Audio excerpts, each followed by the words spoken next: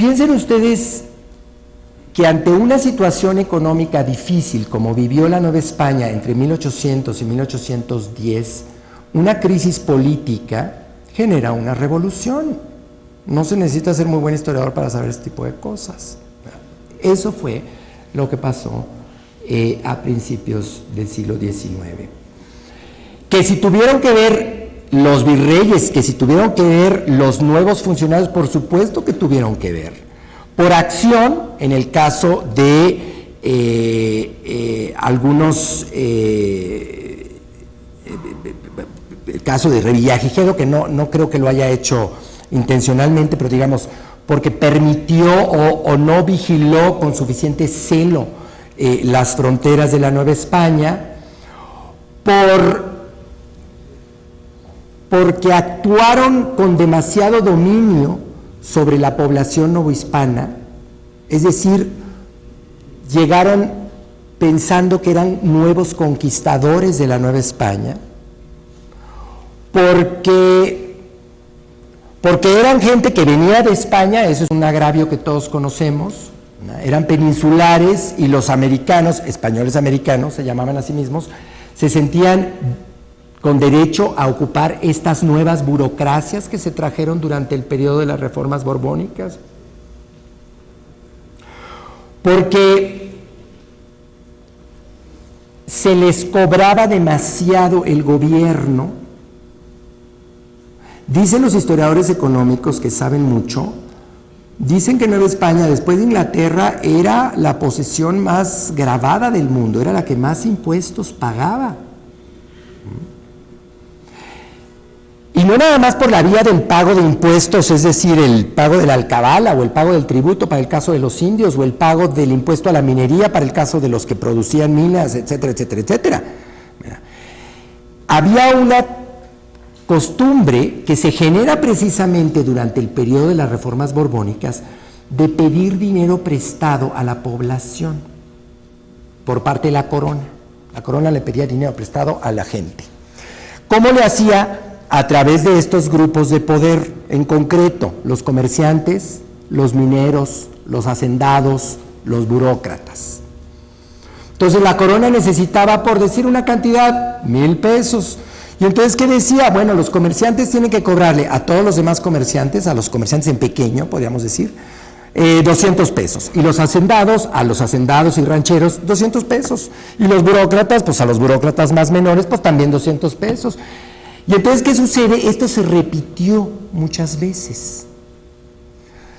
Cuando ya no pudo la corona pedir prestado, o cuando se empezó a sentir más limitada, siempre pudo, pero cuando se empezó a sentir más limitada, descubrió que grupos de la sociedad, distintos grupos de la sociedad tenían ahorros. Uno de esos ahorros eran los ahorros de los indios. Los indios vivían en propiedades comunales, en lo que se llamaba las tierras del común, generaban riqueza y lo depositaban en una caja, así como lo oyen, una caja que se llamaba la caja de bienes de comunidad. Y entonces un día algún ministro muy ilustrado se le ocurrió que como allá había dinero, pues entonces ¿por qué no pedir dinero prestado de allí? Entonces era tomar el dinero, para eso se creó la burocracia, esa burocracia, para poder tener acceso al dinero de esas cajas.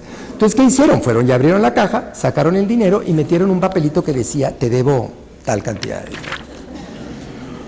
Cualquier similitud con el presente no quiero señalarla, ¿verdad? Pero eso pasaba, ¿no? Y claro, cuando vino la Guerra de Independencia, en 1810, cuando empezó, pues en algunos casos se reconocieron esas deudas, en otros casos, pues, ahí se quedaron. Todos estos son agravios que se van generando a lo largo del siglo, de la segunda mitad del siglo XVIII, es decir, desde 1750, hasta que empieza la Guerra de Independencia. Por supuesto, Carlos III primero y Carlos IV después se dan cuenta, no son tontos, tienen muy buenos asesores, y se dan cuenta de que están generando agravios sobre la población. Y entonces tienen una visión un poco esquizofrénica. Por un lado, están recogiendo dinero, explotando la riqueza de la Nueva España, de sus minas, de sus producciones agrícolas, de todo. Y por el otro lado tienen una visión de ayudar a los indios, por ejemplo, y para eso hubo virreyes que fueron muy generosos con los indios. Entonces sí tenemos este claroscuro de un monarca muy expoliador de la colonia o del reino de la Nueva España, pero al mismo tiempo un monarca bondadoso, virreyes que actuaban en favor de la mayoría, etcétera. Digamos, en la suma general de las cosas, en la visión ya amplia de las cosas, podemos observar varias cosas. Primero que nada, las reformas borbónicas resquebrajan un equilibrio muy delicado que se había logrado construir en los primeros 200 años de la Nueva España. Un equilibrio político que se desarrollaba entre el virrey, los grupos de poder y los gobernados en la Nueva España.